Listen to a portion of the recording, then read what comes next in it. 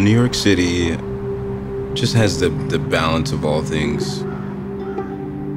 Food, culture, dirt, cleanliness, wealth, poverty.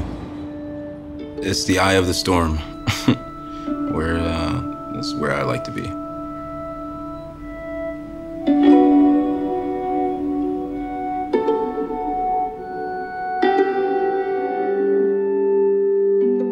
I was born in Philadelphia, Pennsylvania, and I can't deny that I grew up in a violent environment. I mean, the most violent environment I've ever experienced.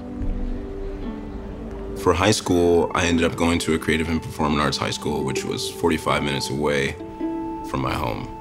And that's where I just was introduced to an entirely different world.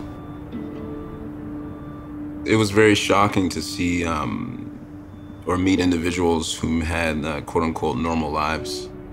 The questions that I had weren't ones that could be answered, like, why was I born in such an environment or to such circumstances, or just because it was so drastically different from how I was raised and the individuals I grew up with. And that took me to a very dark place.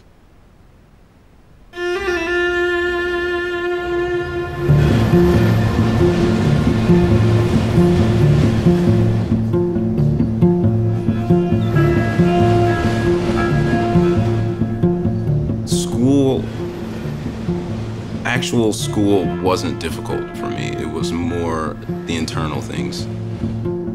My girlfriend at the time called me mute. When I was on the telephone with her, I would write down things to say to her, but could never get them out.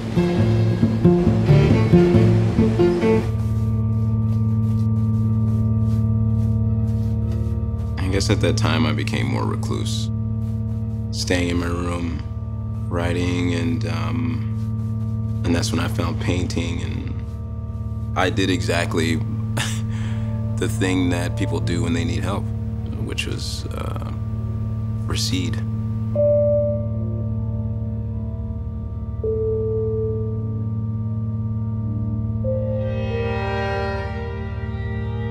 The most difficult part internally was this transition from sadness to anger.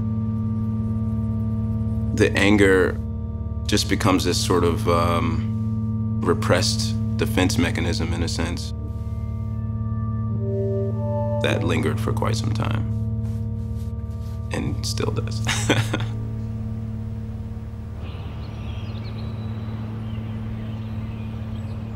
It was never a point where everything was just always horrible, but internally there were some pretty deep moments.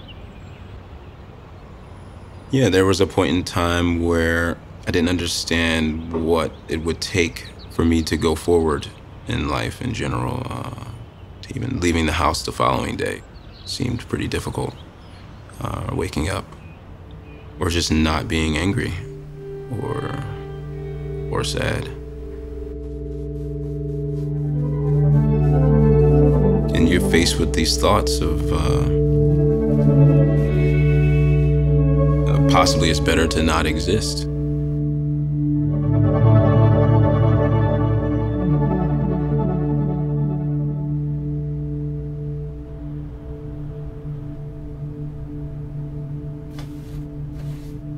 I still can relate to those.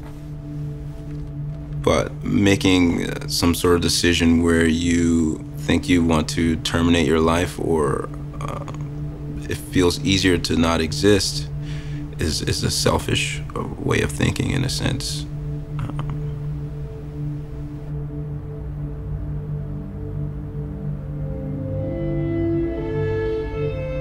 I've had a lot of friends pass away from violence, and I honestly feel very obligated to respect the fact that they had to lose their lives so early, and I have the privilege to exist. So I have a responsibility to be positive and be bringing something forward to a human experience, to the human experience. Because if you want to be a part of anything, you have to participate, which is very oftentimes stepping outside of yourself.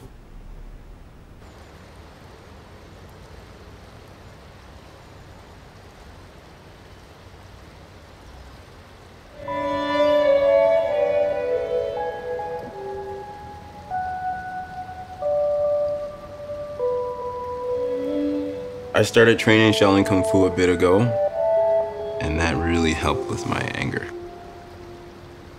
Anger is frustration with the way things happen in life that you don't anticipate, or them going in a different direction than you anticipated or that you wanted.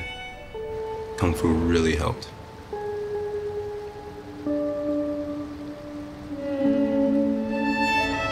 It's really difficult for me to read books, like, because I hate adjectives. Like when people start describing things, it becomes fantastical for me. The one softcover book at home on my coffee table is Mary Shelley's Frankenstein. And it's just amazing. This concept of being faced with adulthood without the transition of youth.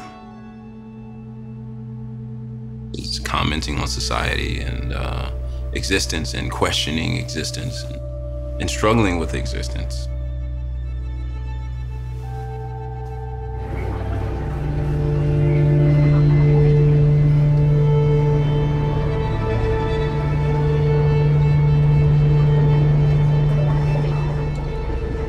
I think there's a huge lack of conversation concerning mental health.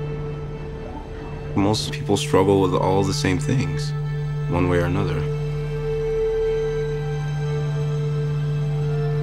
I think it's really important that everyone knows that whatever you're dealing with internally, you need to be able to walk through that entire road. There's no correct way to exist.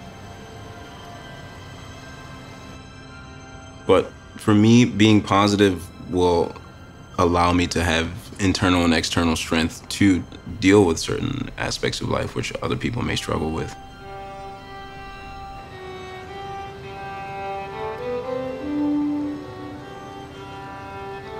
So my goal in life is to be a good boy.